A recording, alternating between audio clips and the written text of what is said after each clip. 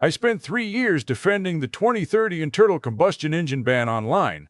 I believed the infrastructure would be ready. I believed the grid could handle it. I believed electric vehicles would hit 50% market share by 2030 because Bloomberg said so, because Morgan Stanley said so, because every major automaker said so. Then I looked at the actual grid capacity data. Then I talked to the engineers who tried to speak up and got silenced. Then I realized I wasn't defending engineering reality.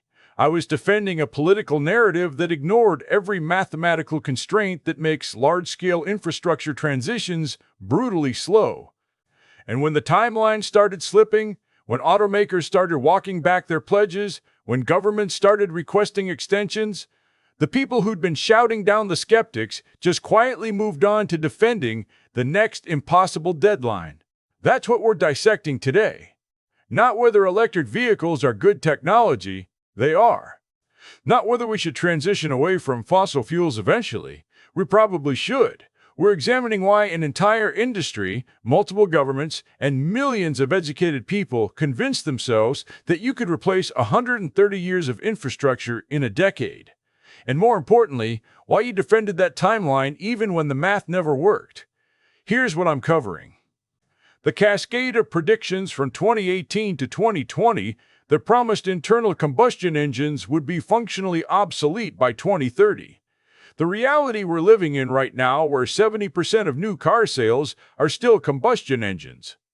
The infrastructure gaps that materialized exactly as skeptical engineers predicted. The affordability crisis that nobody wanted to acknowledge. The supply chain bottlenecks that turned out to be unfixable on political timelines. The automaker walkbacks that vindicated the companies everyone called dinosaurs, and the psychological mechanism that made millions of people attack anyone who pointed out that the emperor had no clothes. This is going to be uncomfortable. Because if you defended these timelines, if you called skeptics climate deniers or bootlickers or anti-progress, you're going to see yourself in this. And you're going to have to confront why you were so certain about something that every grid operator was quietly saying couldn't work. Let's start with the believers. They had a compelling story. Climate change is real. Fossil fuels are finite. Electric vehicles produce zero tailpipe emissions. Battery technology is improving exponentially. Governments are finally taking action.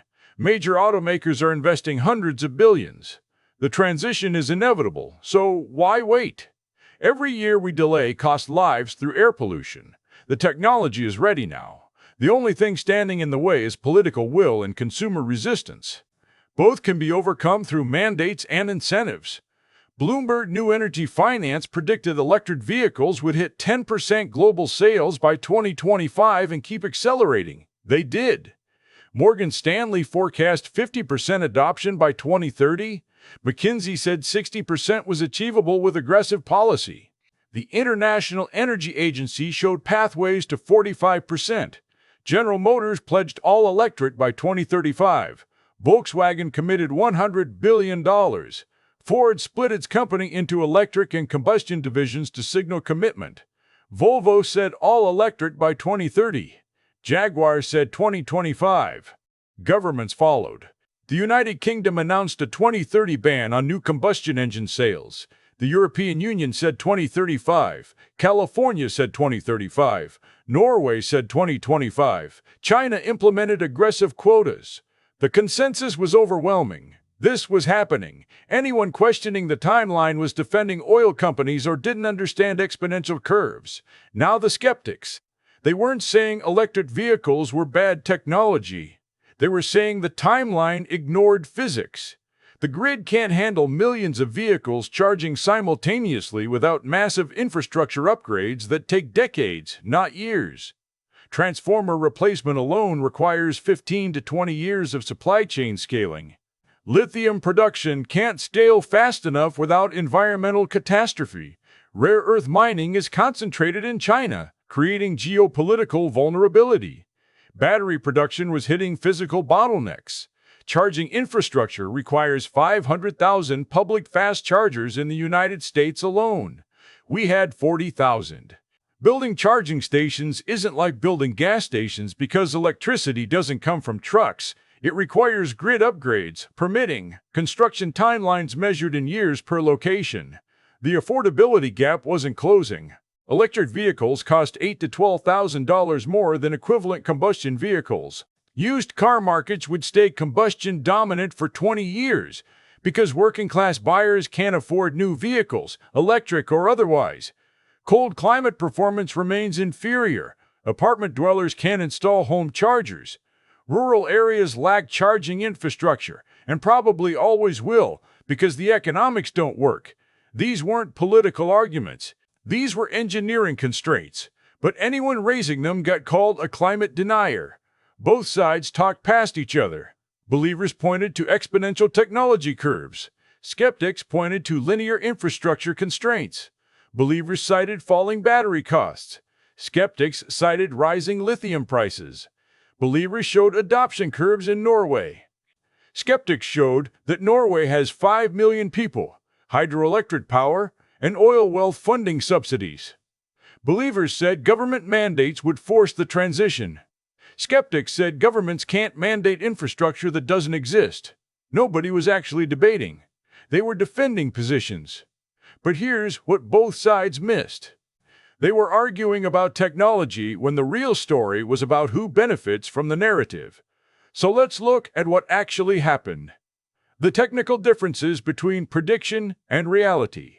General Motors predicted they'd sell 1 million electric vehicles per year in North America by 2025. They sold 300,000.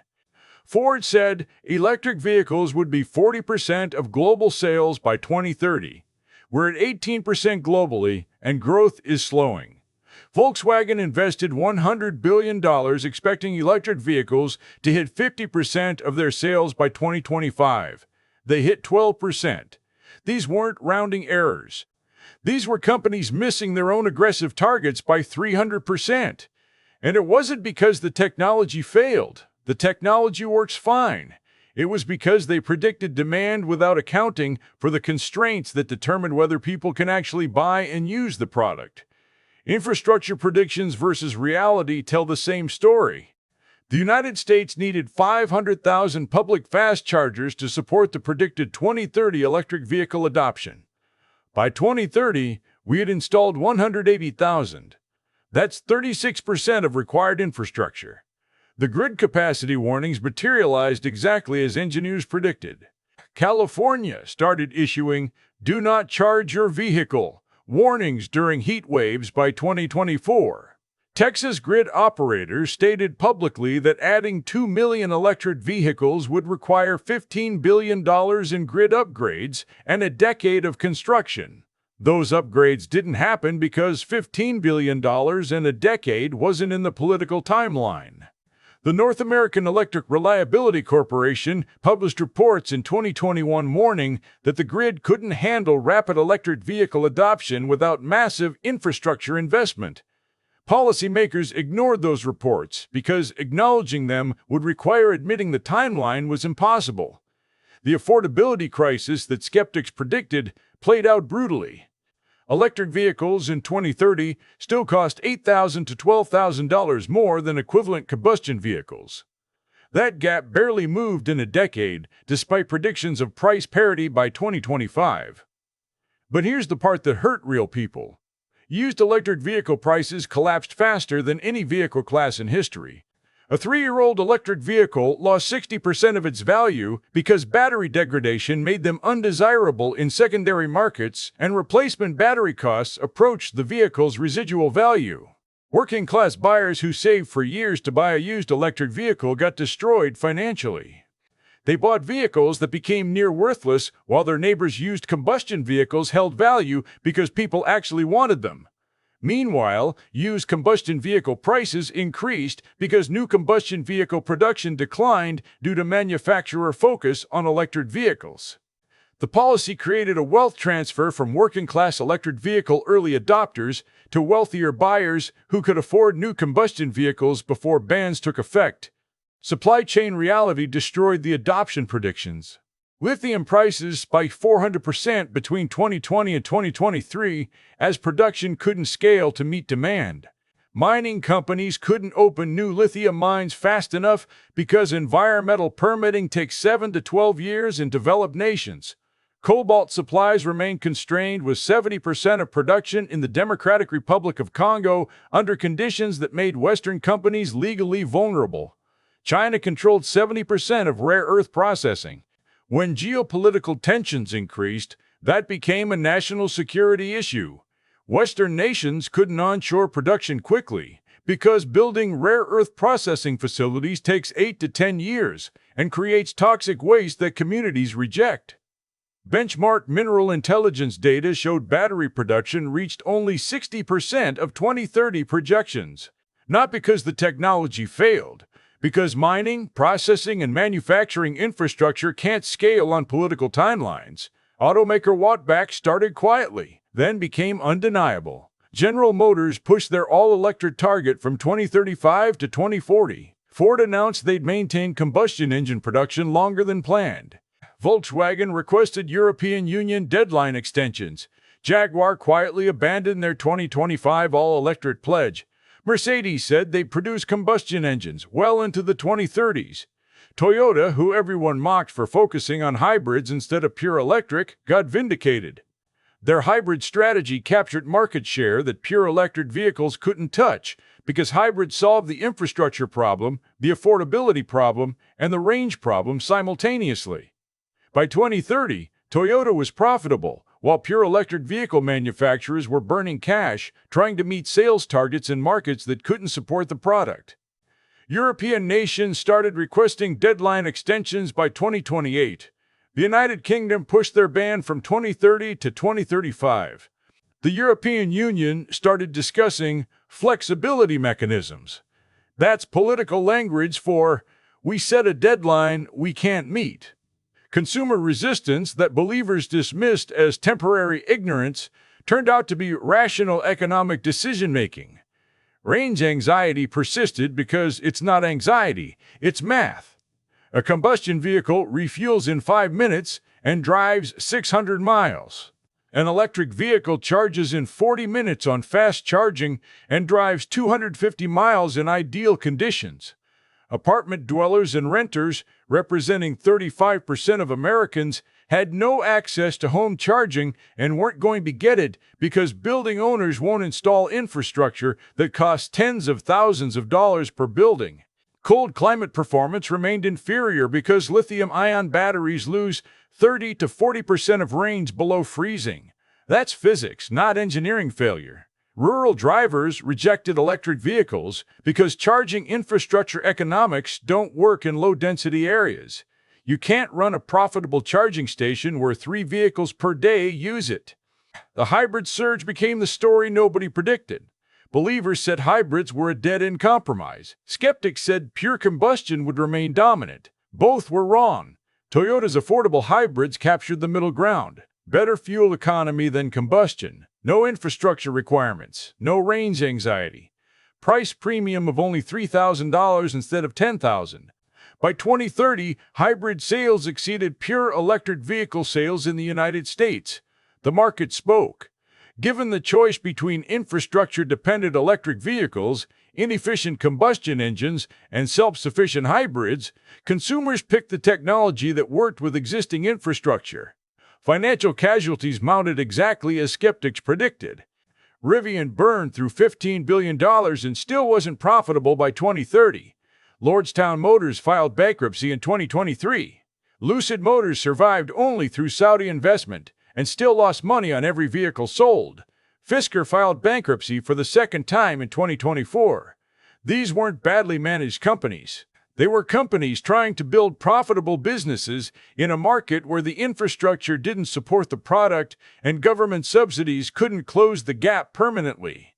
Legacy automakers fared better, but their electric vehicle divisions lost billions. Ford disclosed $8 billion in electric vehicle losses in 2023 alone. General Motors kept their electric vehicle division alive through combustion engine profits. The business model only worked if you had profitable combustion vehicles subsidizing money, losing electric vehicles while waiting for infrastructure that was always 5 years away. China became the complication nobody wanted to discuss. Chinese manufacturers achieved cost advantages through vertical integration and government subsidies that Western manufacturers couldn't match. BYD sold electric vehicles for $12,000 that would cost $30,000 from Western manufacturers.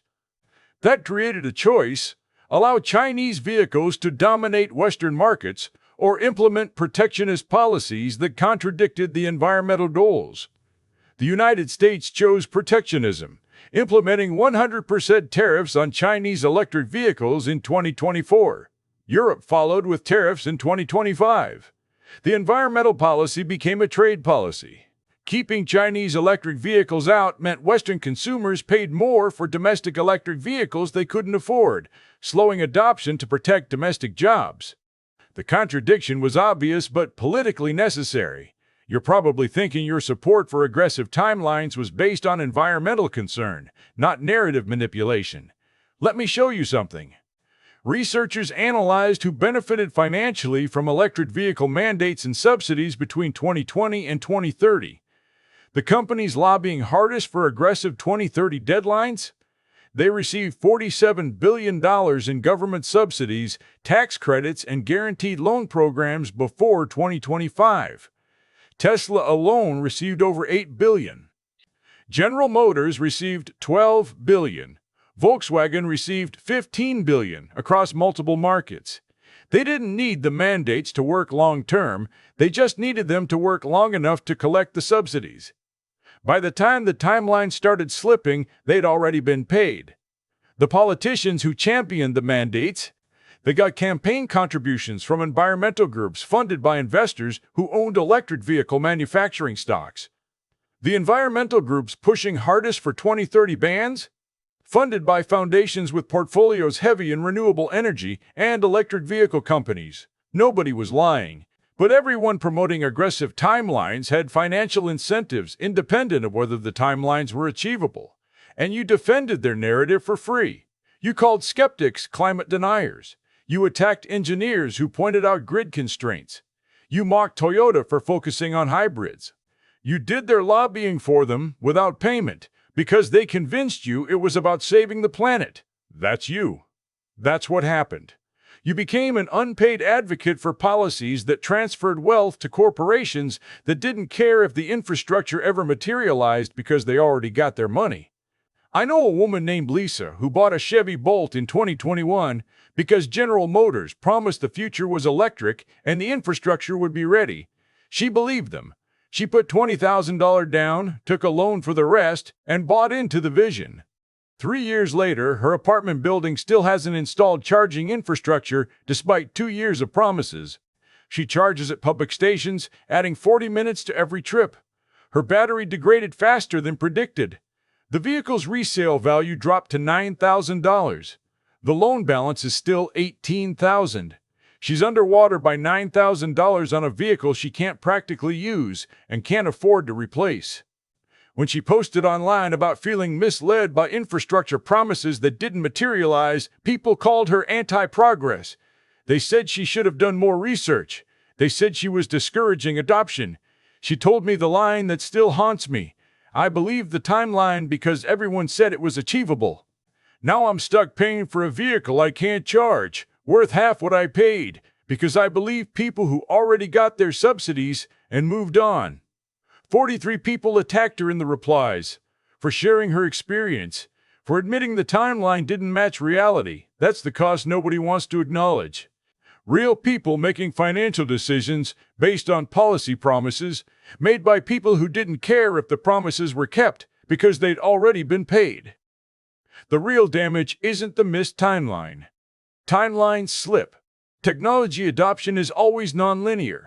The damage is what happens when you train yourself to attack people who point out that the math doesn't work. When you learn to dismiss engineering constraints as political resistance. When you internalize that questioning infrastructure timelines makes you anti-environment. That stays with you.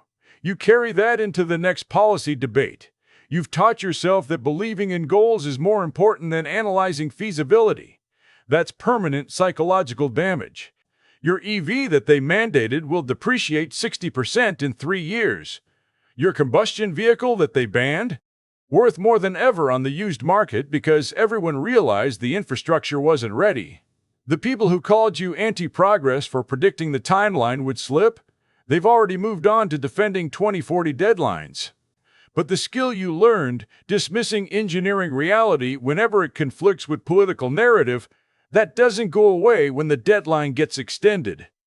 Tell me if you supported the 2030 timeline, but more importantly, tell me one engineering or infrastructure constraint that was legitimate even if you still supported the policy goal. If you can't acknowledge a single valid concern about grid capacity, charging infrastructure, affordability, or supply chains, congratulations. You weren't analyzing policy, you were defending tribal identity. And the corporations that got their $47 billion in subsidies, thank you for your service.